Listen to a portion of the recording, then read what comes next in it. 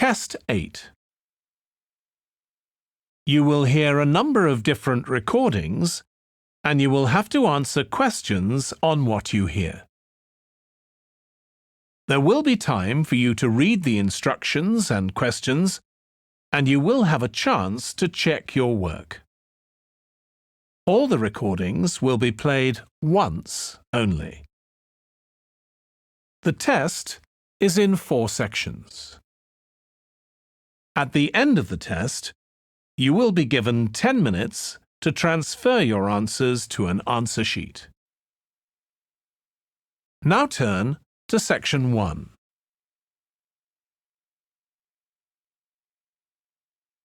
Section 1. You will hear a telephone conversation between a woman who is looking for a job and a man from a company that organizes cycling holidays. First, you have some time to look at questions 1 to 6.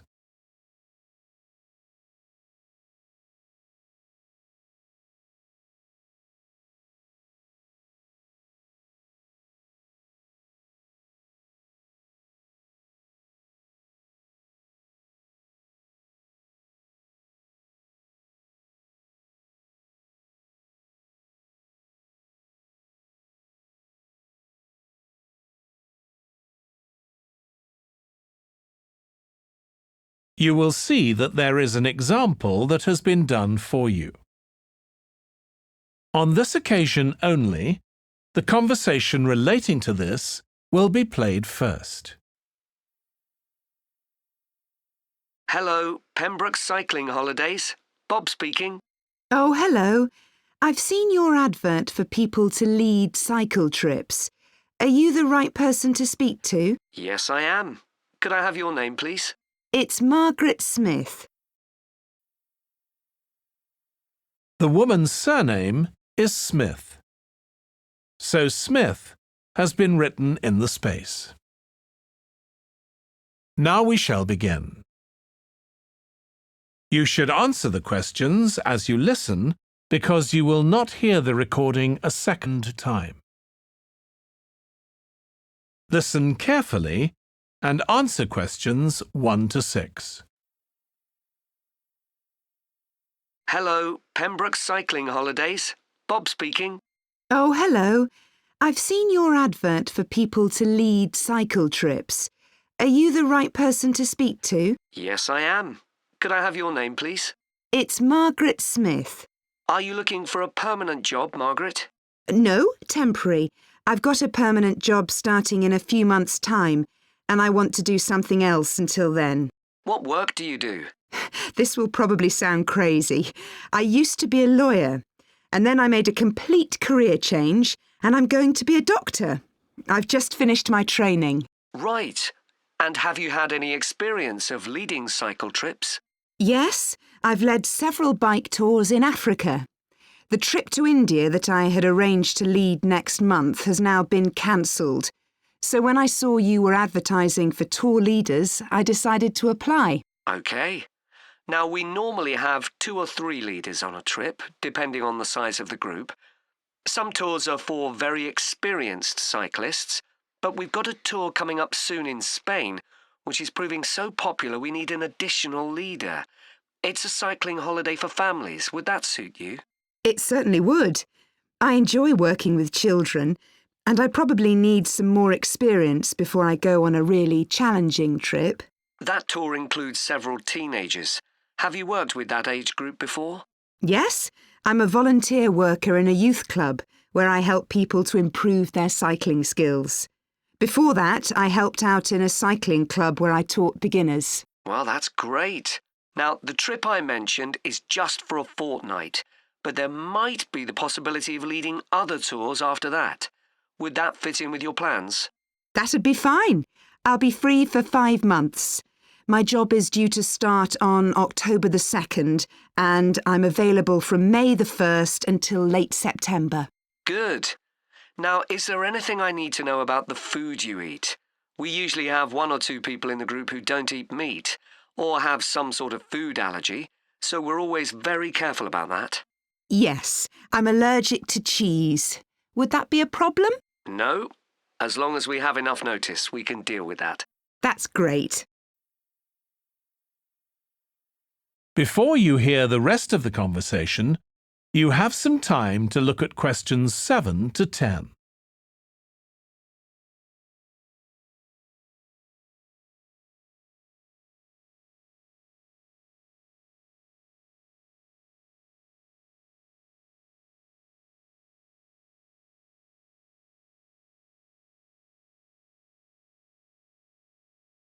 Now listen and answer questions 7 to 10. It sounds really interesting. Would you like me to fill in an application form? Yes, please. Where should I post it to? Could you send it to 27 Arbuthnot Place, Arbuthnot Place, Dumfries, And what's the postcode, please? DG7 4PH. Was that P Papa or B Bravo? P Papa. Got that. If you could return the application form by Friday this week, we can interview you on Tuesday next week. Say 2:30? Would that be possible for you? Yes, it's fine. You're quite a long way from where I live, so I'll drive over on Monday. Should I bring anything to the interview?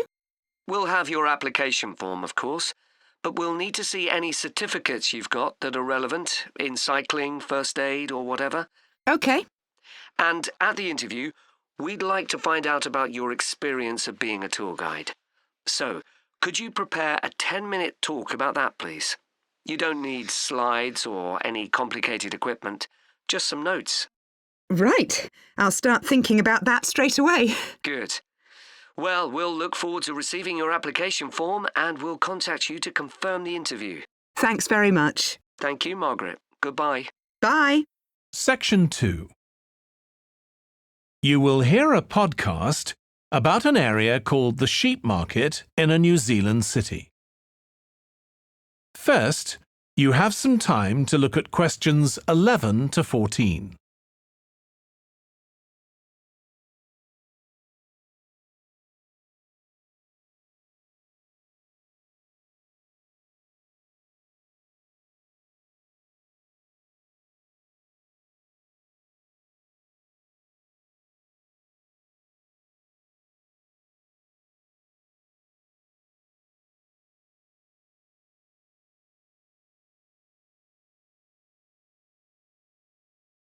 Now listen carefully and answer questions 11 to 14. Welcome to this podcast about the sheep market, which is one of the oldest parts of the city. As its name suggests, there was originally a market here where farmers brought their sheep, but now it's been redeveloped into a buzzing, vibrant area of the city, which is also home to one of the city's fastest growing communities. The nearby university has always meant the area is popular with students who come in to enjoy the lively nightlife, but now graduates embarking on careers in the worlds of fashion and design are buying up the new apartments recently built here to replace the small houses where the market workers used to live. The narrow old side streets are great places for finding original pictures, jewellery and ceramics which won't break the bank, as well as local produce like fruit and vegetables. There's also lots of pavement cafes where you can have a coffee and watch tourists from all over the world go by. The oldest buildings in the area are on the main streets, including the city's first department store, built in the 1880s, which is still open today. The sheep market is a centre for fashion, and there's a policy of encouraging new young designers. The Young Fashion Competition is open to local young people who are passionate about fashion.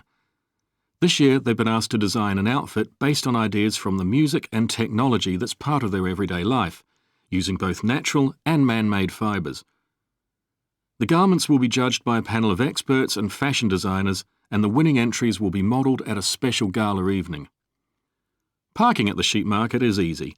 There are plenty of pay and display car parking spaces on the roadsides, which are fine if you just want to stay for an hour or two. But if you want to spend the day there, it's better to park in one of the 4 underground car parks. It's not expensive, and if you can present a receipt from one of the local stores, you'll not be charged at all.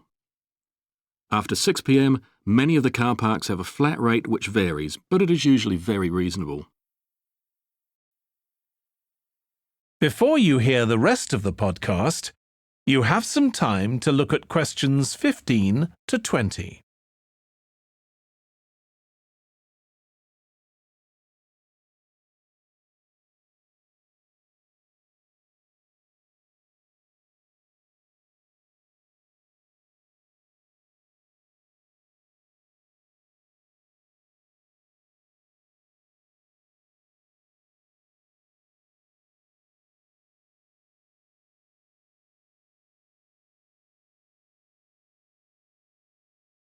Now listen and answer questions 15 to 20.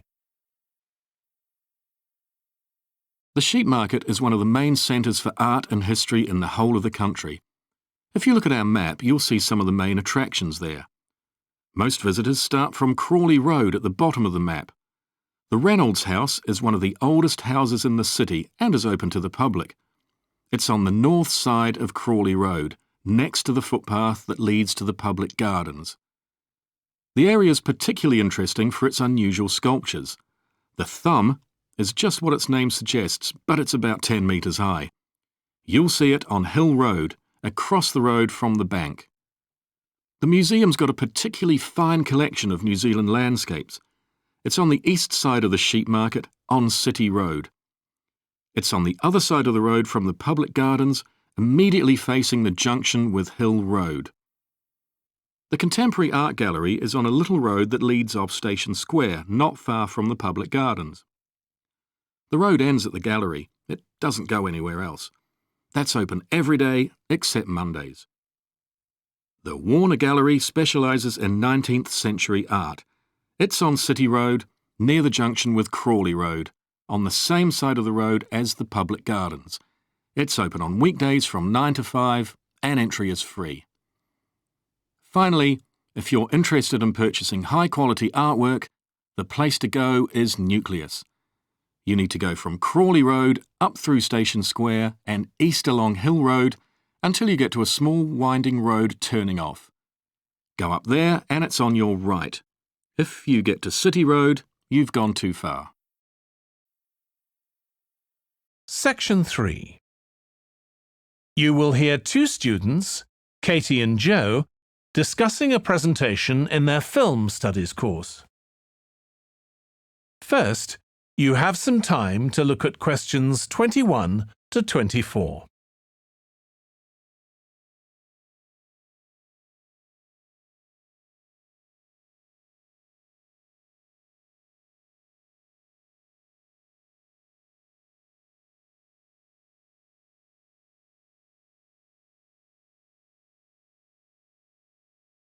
Now listen carefully and answer questions 21 to 24.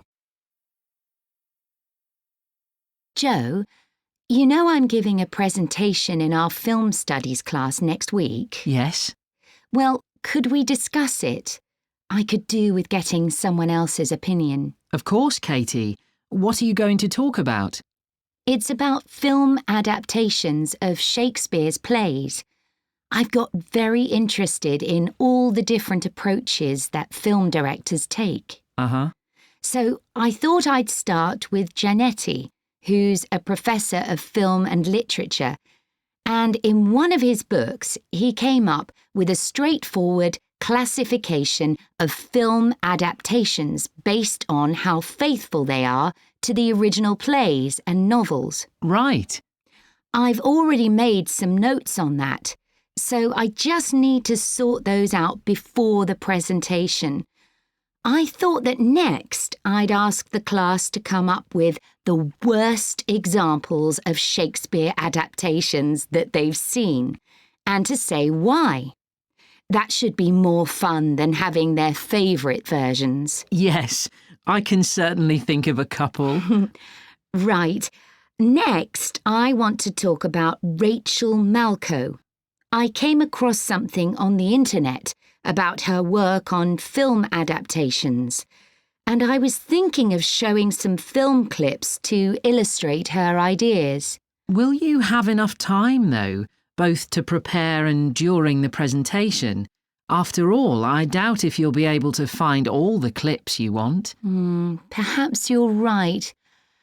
OK, well, I'd better do some slides instead, saying how various films relate to what she says. That should encourage discussion.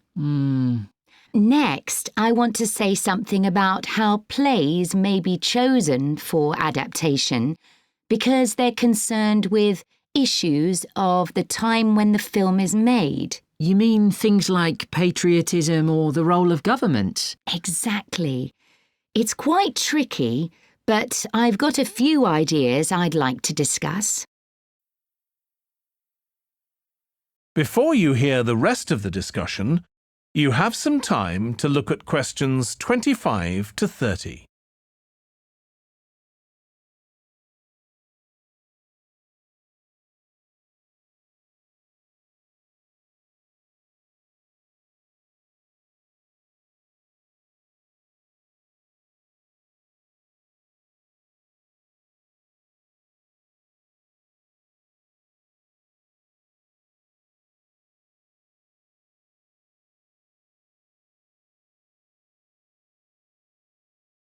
Now listen and answer questions 25 to 30.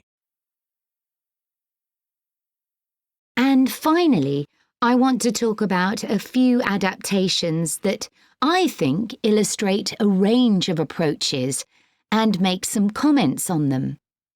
Do you know the Japanese film Ran? I haven't seen it. It was based on Shakespeare's King Lear, wasn't it? That's right. It was a very loose adaptation, using the same situation and story, but moving it to 16th century Japan instead of 16th century Britain. So, for example, the king's daughters become sons, because in Japanese culture at that time, women couldn't succeed to the throne. OK. I hope you're going to talk about the 1993 film of Much Ado About Nothing. I think that's one of the best Shakespeare films. It really brings the play to life, doesn't it? Yes, I agree. And I think filming it in Italy, where the play is set, makes you see what life was like at the time of the play. Absolutely. Right, what's next?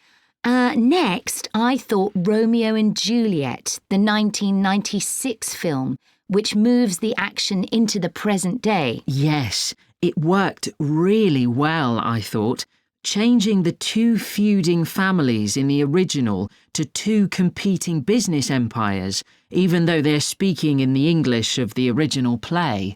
You'd expect it would sound really bizarre, but I found I soon got used to it. Me too. Then I thought I'd include a real Hollywood film, one that's intended to appeal to a mass commercial audience. There must be quite a number of those. Yes, but I've picked the 1996 film of Hamlet. It included every line of the text, but it's more like a typical action hero movie. There are loads of special effects, but no unifying interpretation of the play. All show and no substance. Exactly. Then there's Prospero's books, based on The Tempest. That was really innovative from a stylistic point of view. Didn't it include dance and singing and animation as well as live actors? Yes, it did. I also want to mention Looking for Richard. Did you ever see it? No, but I've read about it. It was a blend of a documentary with a few scenes from Richard III, wasn't it? That's right. It's more a way of looking into how people nowadays connect with the playwright. The play is really just the starting point. And that'll be where I finish. Well, it sounds as though it'll be very interesting. Section 4. You will hear part of a lecture about noise in cities. First, you have some time to look at questions 31 to 40.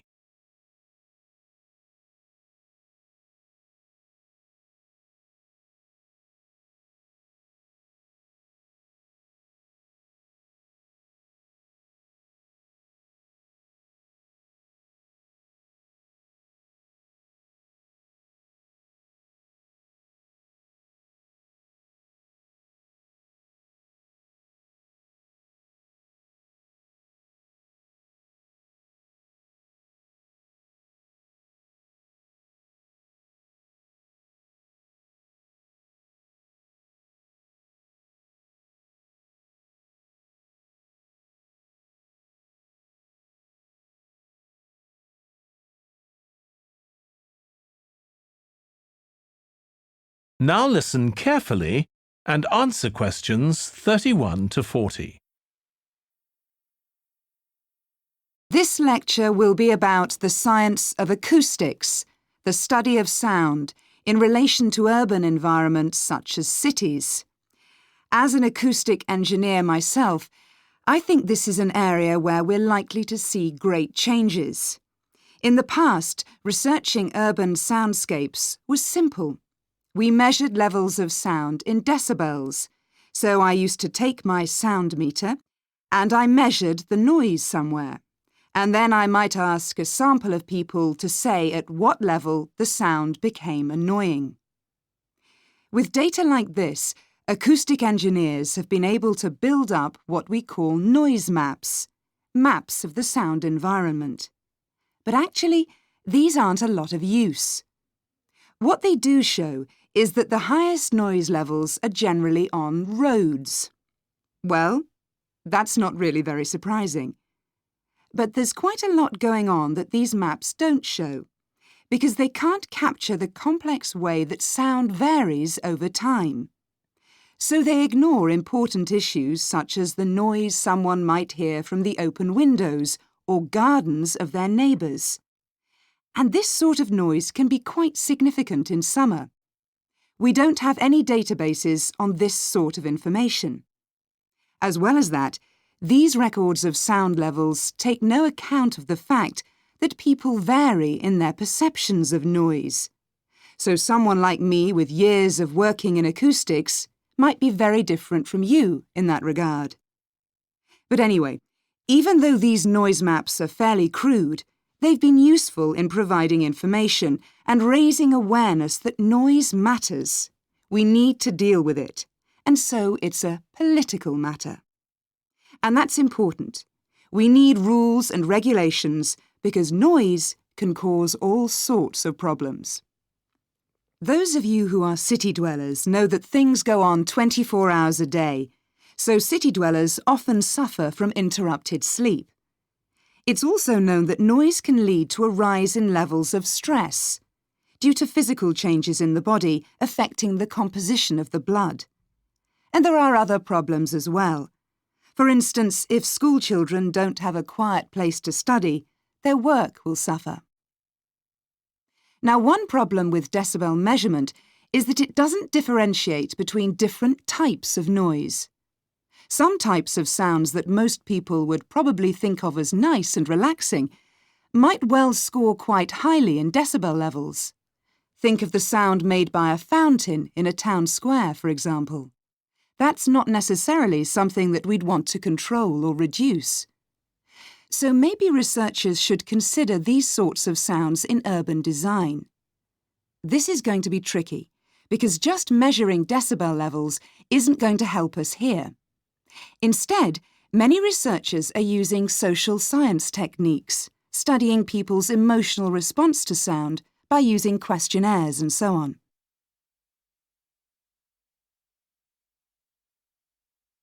So what exactly do people want to hear in an urban environment? Some recent interdisciplinary research has come out with results that at first sight seem contradictory. A city needs to have a sense of activity, so it needs to be lively, with sounds like the clack of high heels on a pavement or the hiss of a coffee machine.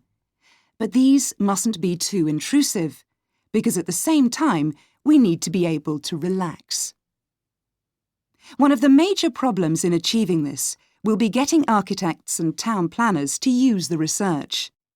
Apart from studying the basics of acoustics, these people receive very little training in this area.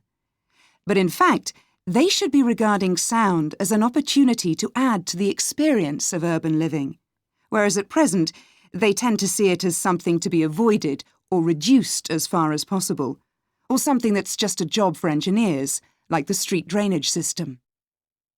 What's needed is for noise in cities to be regarded as an aesthetic quality, as something that has the qualities of an art form.